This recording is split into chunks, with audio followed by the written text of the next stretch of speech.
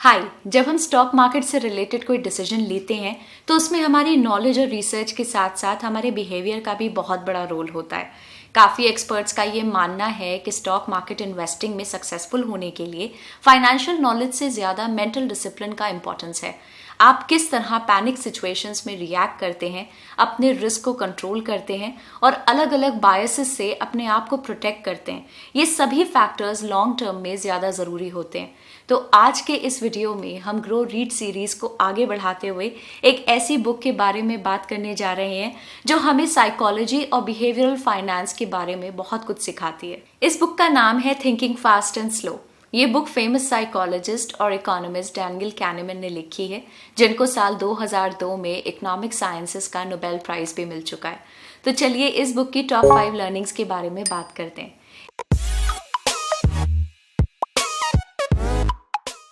इस बुक की first learning के रूप में हम ये देखेंगे कि हमारा माइंड थॉट्स को कैसे प्रोसेस करता है। ऑथर ने ये बताया है कि हमारे माइंड में थॉट्स को प्रोसेस करने के लिए 2 सिस्टम्स होते हैं। सिस्टम 1 थिंकिंग में हम अपनी गट फीलिंग्स के हिसाब से डिसीजन लेते हैं, जबकि सिस्टम 2 थिंकिंग में हम एनालिटिकल और लॉजिकल डिसीजंस लेते हैं। इस बुक में ये कहा गया है कि जब भी हमें कोई डिसीजन लेना होता है तो हम यूजुअली सिस्टम 1 थिंकिंग यानी कि अपनी गट फीलिंग्स का यूज करते हैं। ऐसा इसलिए क्योंकि सिस्टम 2 थिंकिंग में हमें लॉजिक और एफर्ट्स की ज़रूरत पड़ती है। जब इन्वेस्टिंग की बात आती है तो सिस्टम 1 के बिलीव्स और परसेप्शंस के कारण हम कई बार बायस डिसीजंस ले लेते हैं, लेकिन हमें किसी भी कंपनी में इन्वेस्ट करते समय अपनी गट फीलिंग्स को अवॉइड करके लॉजिकल और एनालिटिकल थिंकिंग पर ज़्यादा फोकस करना चाहिए। इस बुक की सेकेंड लर्निंग के रूप में हम एंकरिंग के कॉन्सेप्ट को समझेंगे।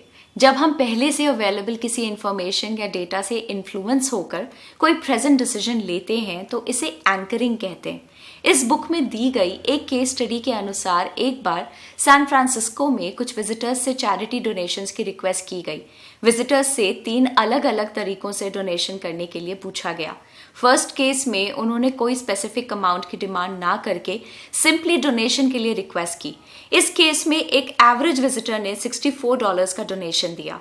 सेकेंड केस में उन्होंने विजिटर्स से $5 का डोनेशन करने की रिक्वेस्ट की। इस केस में एक एवरेज विजिटर ने $20 का डोनेशन दिया। थर्ड केस में उन्होंने विजिटर्स से $400 का डोनेशन करने की रिक्वेस्ट की। इस केस में एक एवरेज विजिटर ने $143 का डोनेशन दिया। तो जैसा कि हम देख सकते हैं कि डोनेशन लेने से पहले जब विजिटर्स को $5 डोनेट करने के लिए कहा गया तो एक एवरेज विजिटर ने सिर्फ $20 का डोनेशन दिया, लेकिन जब उनसे $400 डोनेट करने के लिए कहा गया तो एक एवरेज विजिटर ने $143 का डोनेशन दिया। तो इस प्रकार विजिटर्स को जो इन्फॉर्मेशन दी गई उसके हिसाब से उनके डोनेशन अमाउंट में सिग्निफिकेंट चेंज देखने को मिला। इस साइकोलॉजिकल बायस को ही हम एंकरिंग कहते हैं। इन्वेस्टिंग करते समय भी हम कई बार पहले से अवेलेबल इन्फॉर्मेशन के बेसिस पर अपने डिसीजंस ले लेते हैं। सपोज आपने कोई स्टॉक ₹100 में बाय किया है और कुछ दिनों बाद उसका प्राइस ₹10 हो जाता है, तो आपको ये लगेगा कि अब ये स्टॉक बहुत ज़्यादा गिर चुका है, लेकिन हो सकता है वो स्टॉक अपने बिजनेस के हिसाब से ₹10 का प्राइस ही डिजर्व करता हो, लेकिन आपने स्टॉक ₹100 में बाय किया है, इसलिए ये आपके फ्यूचर डिसीजंस को भी इन्फ्लुएंस करेगा। इसके बजाय हमें स्टॉक के प्रेजेंट वैल्यूएशन और बिजनेस एटसेट्रा को एनालाइज करके रैशनल डिसीजंस लेने चाहिए। इस बुक की थर्ड लर्निंग के रूप में हम अवेलेबिलिटी बायस के कॉन्सेप्ट को समझेंगे। इस कॉन्सेप्ट के अनुसार जब हमें किसी चीज़ की इन्फॉर्मेशन ईजिली मिल जाती है तो वो चीज़ हमें ज़्यादा इंपॉर्टेंट या ट्रू लगने लगती है। इसकी वजह से हम स्टॉक मार्केट में भी कई बार गलत डिसीजंस ले लेते हैं। सपोज 2 स्टॉक हैं A एंड B और दोनों स्टॉक्स इक्वली अच्छे हैं, लेकिन अगर सारे न्यूज़ चैनल स्टॉक A के बारे में ही बात कर रहे हैं तो हमारे माइंड में एक परसेप्शन बन जाता है कि स्टॉक A ज़्यादा अच्छा है, क्योंकि इसकी इन्फॉर्मेशन हमें ईजिली मिल जाती है। इसलिए कई बार इन्वेस्टर्स पूरा एनालिसिस किए बिना ही जो स्टॉक्स न्यूज़ में चल रहे होते हैं या जो इंडस्ट्री के सबसे हॉट स्टॉक्स होते हैं उनमें अपना पैसा इन्वेस्ट कर देते हैं। लेकिन ऐसा ज़रूरी नहीं है कि जो स्टॉक्स न्यूज़ में हैं वो स्टॉक्स ही अच्छे हैं। अक्सर काफ़ी ऐसी कंपनीज होती हैं जिनकी मीडिया कवरेज ज़्यादा नहीं होती, लेकिन कुछ सालों बाद उनके स्टॉक्स मल्टी बैगर्स बन जाते हैं। इस बुक की फोर्थ लर्निंग के रूप में हम नैरेटिव फैलेसी के कॉन्सेप्ट को समझेंगे।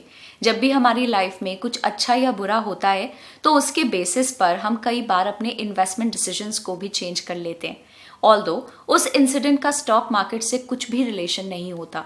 फॉर एग्जाम्पल, इस बुक में ऑथर ने एक रियल इंसिडेंट शेयर करते हुए लिखा है कि जब अमेरिकन मिलिट्री ने इराकी पॉलिटिशियन सद्दाम हुसैन को अरेस्ट किया था तो उस टाइम अमेरिका में बॉन्ड प्राइसेस में एक राइज देखने को मिला। वैसे इस इंसिडेंट का बॉन्ड प्राइसेस से कोई डायरेक्ट रिलेशन नहीं है, लेकिन अमेरिकन सिटीजन्स के लिए ये एक अच्छी न्यूज़ थी और इसका इम्पैक्ट बॉन्ड मार्केट पर भी दिखा।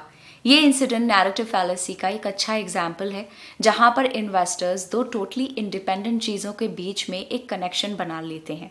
तो कंक्लूजन यही है कि एक इन्वेस्टर के तौर पर आपको सिर्फ उन्हीं इंसिडेंट्स से खुद को इन्फ्लुएंस करना चाहिए जो सच में आपके इन्वेस्टमेंट से रिलेटेड हो।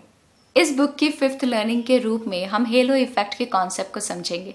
जब किसी पर्सन की कोई एक क्वालिटी हमें बहुत पसंद आती है तो हमारा उस पर्सन के लिए ओवरऑल जजमेंट बदल जाता है। फॉर एग्जाम्पल, अगर XYZ कंपनी की मार्केट में ब्रांड वैल्यू और रेपुटेशन काफ़ी अच्छी है और वो कंपनी जब कोई नया प्रोडक्ट अनाउंस करती है तो कस्टमर्स में एक परसेप्शन रहता है कि वो प्रोडक्ट भी अच्छा ही होगा, लेकिन ऐसा ज़रूरी नहीं है।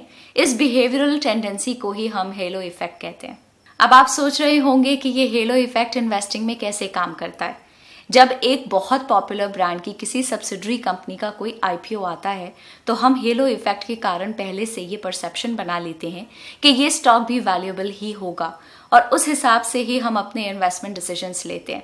लेकिन एक्चुअल में हम हेलो इफेक्ट को इग्नोर करके पूरी रिसर्च करनी चाहिए और उसके बाद ही अपने इन्वेस्टमेंट डिसीजंस लेने चाहिए। तो ये थी इस बुक की टॉप 5 लर्निंग्स। आपको इनमें से कौन सा पॉइंट सबसे अच्छा लगा हमें कमेंट करके ज़रूर बताइए।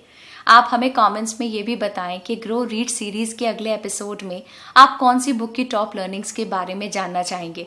हम आपको ये भी बताना चाहेंगे कि ग्रो का टेलीग्राम पे भी एक चैनल है जहां आप मार्केट के लेटेस्ट अपडेट्स, इंटरेस्टिंग ब्लॉग्स और न्यूज़ के बारे में जान सकते हैं।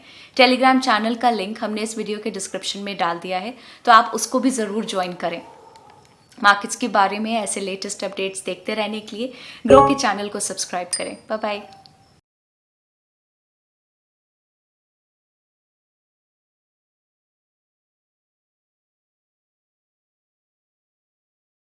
Investment in securities market are subject to market risks. Read all the related documents carefully before investing. Please read the risk disclosure documents carefully before investing in equity shares, derivatives, mutual fund, and or other instruments traded on the stock exchanges.